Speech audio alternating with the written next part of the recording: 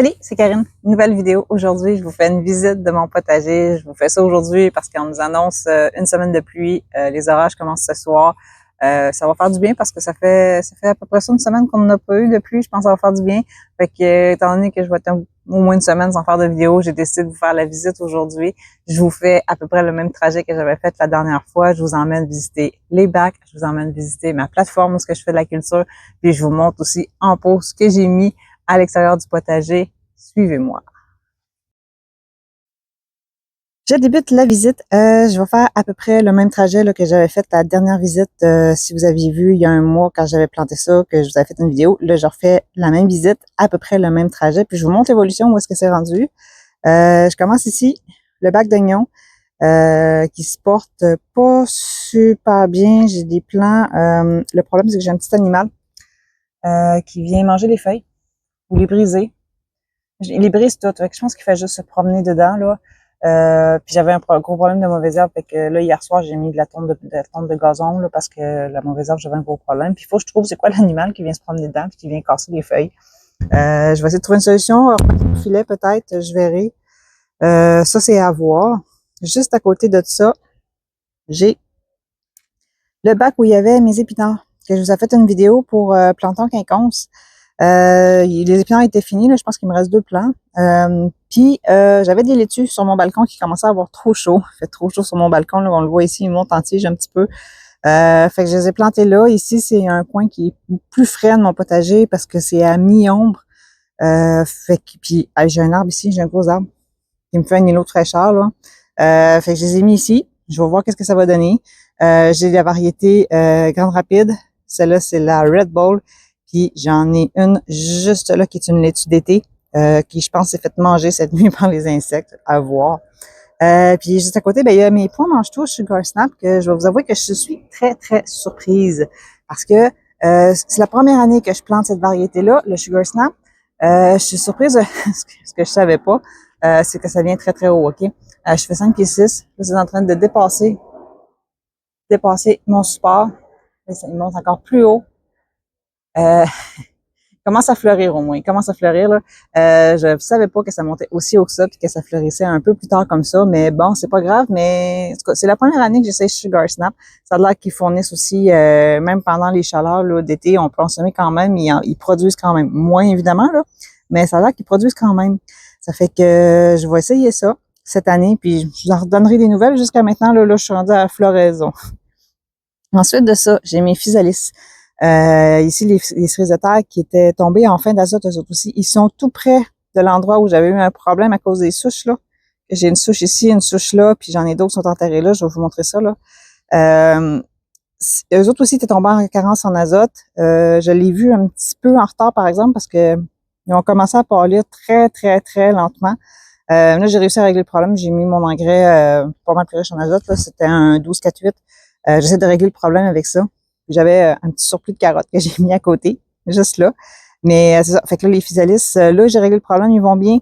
La croissance est redémarrée, mais pour vous donner une idée là, d'une carence en fin d'azote, même minime, je vais vous montrer la différence tantôt. Là, vous allez voir, j'en ai mis en pot. C'est assez incroyable, merci. Là, je m'en vais, je descends, je m'en vais là-bas, entre ces 2 bacs-là. Je vais vous montrer ça. Là, je suis rendue à l'étape de construire mes marches. J'ai celle-là ici qui est à réparer. Celle-là, je vais la réparer, puis ensuite de ça, je m'en reconstruirai d'autres juste là. Mais je vais descendre ici. C'était ici qu'il y avait mes poivrons, qui, eux, j'étais vraiment en train de les perdre, là, carence en phosphore, carence en azote, pH trop élevé. J'ai essayé de régler le problème de mon sol avec un autre engrais, riche en azote, puis riche en soufre aussi. Puis j'ai planté des laitues qui me restaient pour voir si ça allait reprendre. Les laitues reprennent très bien. Je pense que l'engrais que j'ai mis va vraiment m'aider à régler le problème. Mais, je m'ai fait manger. Oui. Quelqu'un vient me les manger. Puis ça me soupçonnerait que ce soit, ça m'étonnerait que ce soit les cloportes parce que ils ont été protégés avec la terre de diatomée puis ils se sont fait manger quand même. Je pense qu'il y a le petit animal qui se promène dans mon potager qui vient faire des ravages puis je pense que c'est ça. Ici, l'expérience de repiquage des carottes. Vous en avez parlé. Là, sont repiquées là. Je vais voir qu'est-ce que ça va donner. Je les laisse pousser. Pour le moment, ça va bien. Les fans sont belles. Ça va bien. Je les laisse aller. J'arrose. Je m'assure qu'il manque pas d'eau. Puis ici, j'ai les courgettes, les fameuses zucchini, qui commencent à fleurir. Ça, je pense que ça va bien aller aussi. Mon seul problème que j'ai, bon, ils sont un peu proches des carottes, fait que j'espère que le feuillage ne viendra pas trop gros pour pas leur nuire, là. Mais il y a quand même une bonne distance entre les deux. Je devrais être pas si pire. On vient à l'autre bac ici. Ici, j'ai un petit pépin. Euh, Quelqu'un m'a mangé des feuilles cette nuit. Oui, là. Il y a une ici. Je suis passée hier, il était intact. Je me lève ce matin, j'ai ça. Je sais pas c'est quoi. Je sais pas c'est quoi qui réussit à monter là. Ça m'étonnerait que ce soit le lièvre, il manquerait d'équilibre. Ici, c'est mes betteraves que j'ai repiquées. J'ai eu un petit pépin avec ça. Je vous montre. J'ai eu la mouche de la blette qui les a attaqués, qui m'a attaqué une blette aussi, qui est juste à côté. Là, je vais vous montrer. Il existe pour ça un insecticide naturel qui s'appelle la pyréthrine, qui est un extrait d'une variété de chrysanthème. Ça fonctionne très bien. Si vous avez le problème, là, ça fonctionne très bien. Et puis l'insecticide est biologique. Vous pouvez utiliser ça. Mais moi, j'ai pas opté pour ça. J'ai opté pour son imitation en laboratoire qui s'appelle la permétrine. Celle-là, le gros avantage, c'est qu'elle résiste aux rayons du soleil puis elle résiste à la pluie. Elle peut garder un effet résiduel pendant au moins 2 semaines, 2 à 3 semaines. Puis moi, je suis pas fan des insecticides. Je déteste en appliquer. C'est pour ça que j'ai choisi la version laboratoire parce que ça me permet d'en appliquer moins. Tant qu'à mettre un insecticide, pyréthrine, puis en rajouter, j'ai plutôt préféré opter pour la permétrine, la version synthétique, pour en mettre une fois. C'est fini, mon problème est réglé. C'est ça que j'ai fait. Bon, c'est pas bio, non, mais c'est une imitation du bio, mettons, améliorée. J'ai préféré ça. Ensuite de ça, juste à côté, il y a les blettes. Celle, la première, juste à côté de mes betteraves, celle-là ici, elle s'était fait attaquer aussi, mais elle, je l'ai pas shootée. J'ai juste enlevé les feuilles qui s'étaient fait attaquer, puis pour le moment, elle est en train de reprendre. Elle a fait des nouvelles feuilles. Elle va pas bien, celle-là. Mais les autres, par contre, là, ceux-là, ça va aller très bien. Ça, je m'attends à une bonne récolte, là. Mais j'ai vraiment celle qui est à côté de mes betteraves qui a pas été chanceuse. Les petites larves et les mouches, se sont lancées dessus. Assez merci. Après ça, je continue à descendre. Ici, j'ai réalisé que je peux me creuser des marches et je vais m'installer des pierres puis ça va me faire des vraies marches.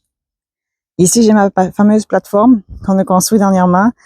Puis j'ai eu un petit pépin aussi ici avec ça, c'est des haricots nains. Ils se font attaquer. Ils se font attaquer. J'ai trouvé le petit insecte qui fait ça, là. J'en ai trouvé plusieurs que j'ai juste écrasé avec mes doigts. Je sais pas si j'ai réglé le problème, mais honnêtement, je penserais pas, là.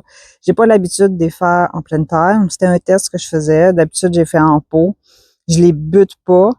Souvent en jardinière suspendue parce que quand les plants retombent, la récolte est tellement plus facile puis on peut suspendre ça n'importe où. Ça permet un gain d'espace. Là, cette année, je les ai faites en balconnière. Puis j'ai fait comme d'habitude, je les bute pas. Je vais les laisser reprendre quand vient la récolte. Je prends tout ça, je remplace les plants pour des nouveaux. Je pense que ça, je vais faire comme d'habitude parce qu'en pleine terre, moi, ça marche pas. En tout cas, c'est peut-être moi le problème, je sais pas. Mais moi, en pleine terre, ça marche pas pour les haricots nains. Je vais continuer à les faire en jardinière. Je vous montre ça tantôt. Et ici, j'ai des plants de concombres libanais. J'ai choisi la variété libanais parce qu'ils sont un peu plus résistants au mildiou. Ils sont en train de commencer à grimper. Ça va bien aller. J'ai mon petit animal aussi qui est venu encore me creuser un petit trou ici. J'ai réussi à réchapper mes plants. Bon, ils ont pris du retard, c'est sûr. Il a fallu qu'ils se renforcissent, là. Mais sinon, les autres, là, ça va bien. Ça va bien aller. Puis ici, j'ai changé mon paillis. C'était du paillis de cèdre aussi. Parce que finalement, dans ce bac-là, je pensais mettre... En fait, je vous explique, là. Je préfère le paillis de cèdre comme par exemple en dessous des tomates. Parce que si on l'applique une fois au printemps, les plants de tomates restent là. Ça garde tellement bien l'humidité. Je connais pas de mauvaise herbe qui réussit à pousser au travers de ça. C'est vraiment l'idéal. Puis après ça, l'année d'après, je le récupère pour l'utiliser à base de mes arbres fruitiers. Mais là, c'est ça. Là, ici, étant donné que j'ai changé d'idée, puis ce bac-là, ça va être soit des tests, soit des plants que je vais replanter là. Bref, je vais jouer dedans tout l'été. Fait que je suis en train de changer le paillis tranquillement. Du paillis de cèdre qui est là, qui m'en reste encore de ce côté-là, à la tonte de gazon parce que je vais jouer dedans souvent. Puis il y a peut-être aussi où il y avait anciennement mes poivrons que je vais faire ça. Pour ce qui est des tomates, ils vont juste trop bien, franchement, là. Ça va vraiment juste trop bien. Oui, ils sont tutorés à la ficelle. Je fais 5 pieds 6, puis ils commencent à me dépasser, là. Ils commencent à être plus grands que moi. Ça va super bien. Je me retourne, je vous montre ça. Les grosses récoltes s'en viennent. J'ai des tomates aussi qui s'en viennent, franchement. Tutorage à la ficelle, moi, ce que j'aime bien, c'est qu'on peut déplacer les plants facilement. Parce que c'est une ficelle, hein. C'est juste une ficelle, ça fait que peu importe de quel côté de mon bac que je peux les bouger pour aller voir l'autre plant qui est derrière. J'ai 2 rangées, là. Franchement, la ficelle, je vous le recommande. C'est vraiment la meilleure façon de tutorer. Si vous pouvez avoir n'importe quoi qui tient une ficelle, installez-vous là-dessus.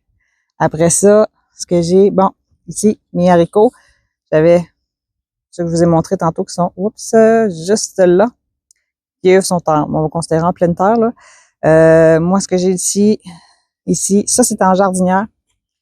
En fait, c'est des balconnières, hein, comme celle-là ici. C'est toute la même chose.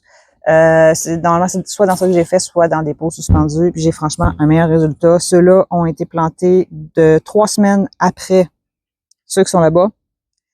Puis ils sont en train de les rattraper. Ils sont en croissance, ils sont en train de les rattraper. Puis je pense que je vais avoir une floraison bientôt. Ça fait que les haricots nains, moi, en pleine terre, je pense que maintenant, je vais oublier ça.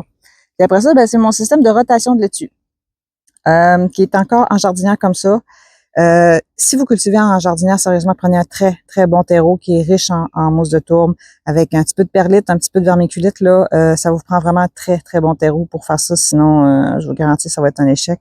Mais si vous avez un bon terreau, moi, j'ai fait comme ça. Mes bacs ici qu'on a commencé à récolter. Ici, j'ai une laitue d'été qui s'en vient. Ça, c'est de la Red Bull. Celle-là, ici, c'est de la Grande Rapide. Puis en dessous, à la base, ben, j'ai les autres bacs qui vont venir prendre la relève après.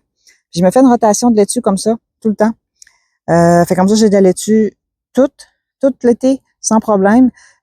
Puis ça prend pas d'espace dans mon potager. C'est facile à cultiver là-dedans. Seul hic, si vous arrosez dans ça, oui, arroser le feuillage, là, les laitues aiment se faire arroser le feuillage, mais ça vient compact. Fait que pour bien arroser, il faut déplacer un peu les feuilles puis s'assurer d'arroser le terreau parce que sinon, l'eau fait juste couler en dehors du bac.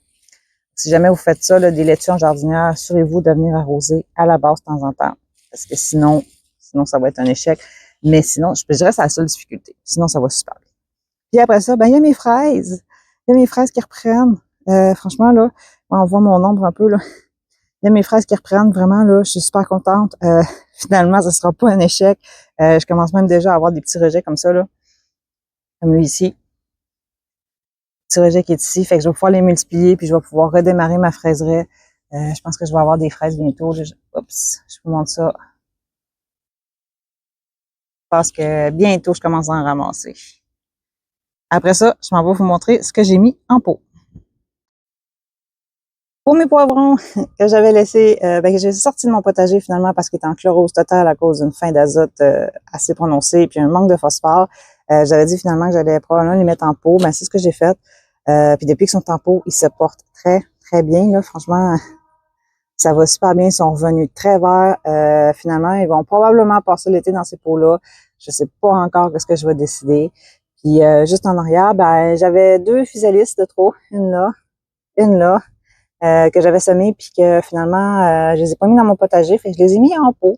Je vais l'essayer ça aussi. Je l'avais déjà planté en pot il y a 2 ans. J'avais fait ça puis ça avait super bien marché.